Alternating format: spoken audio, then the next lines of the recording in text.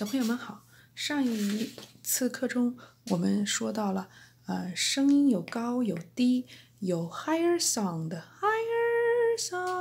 也有 lower sound， high 声音的高和低就组成了音高 pitch， 那么是什么符号在音乐当中负责写下高音部分的音符呢？又是什么符号负责低音部分的音符呢？今天我们要学到两个，一个是 treble clef，treble clef sign， 这个像蛇，一条蛇在爬树的符号它是负责高音区的音符一条蛇越来越高，沿着这棵树越爬越高，它叫 treble clef 高音谱号，专门负责高音区的。higher pitch range 那既然有高就有低这个是低音谱号 bass clef sign。我觉得它像一个美人鱼。坐在海边，这是它的两个眼睛，你也可以把它想象成一条鱼，生活在大海里。鱼是不能爬树的所以呢，它在水里会游得越来越深，离我们越来越远。那么它就负责低音的音符，低音的声音。所以所有的lower note 那个pitch range lower pitch range 就是用 bass clef 来表示的。我们今天先简单的说一说 treble clef 高音谱号 treble clef 呢，我们把它画在 staff 五线谱上面，让我们看看它像一个蛇一样越爬越高，more than more higher 越来越高 higher，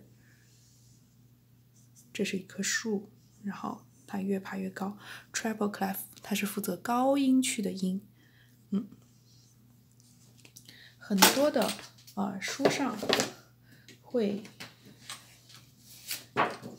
把7个不同的音符用这样的word 来表示，帮助大家记忆。这些 space note 这些格子里的 note叫 face， 正好组成了英文中 face 这个单词。这些线上面的穿过每一条线上面的音符line notes 是 E、G、B、D、F，大家会把它编成一句话，变成 Every good boy does fine， 来帮助小朋友们记忆。但是我今天要用另外一种方式来教大家认识7个不同的音符。我会从 middle C 开始教起。这5条线叫 staff， 可是我5条线是不够用的。在不够用的情况下，我们可以在5条线以外的部分自己加上短短的线，这种叫 ladder， 上面也可以加，下面也可以加，这种叫 ladder。 这是第1条线 first line， 在第1条线的下面，这里有一个音符叫 C， 在钢琴上面它在中间的位置，也是 middle C。 钢琴一共有88个琴键，这个位置，这就是我们刚才说到的 middle C。 大家看这个 middle C 很像我们吃到的棒棒糖，一个棍子穿上了一块糖。那么下一个呢，我不想再吃棒棒糖了，我想换一个味道，所以我画了一个棉花糖 marshmallow。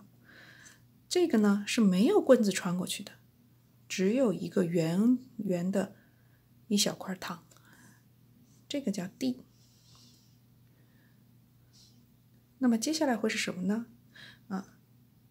这些音符会形成一个 pattern。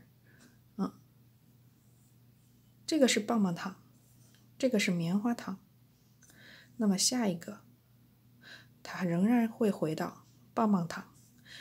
这个棒棒糖的棍子很长，穿过了这块糖，这个是 E。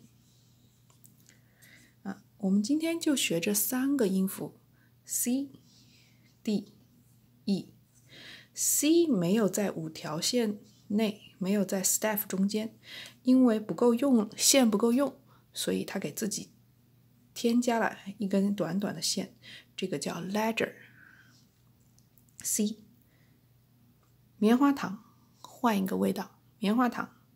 D 没有线，没有线，这个又有线了，只是这个线比较长。E C D E， 我们唱唱看 C D E。 根据这3个音 C D E， 我们可以唱出一首歌。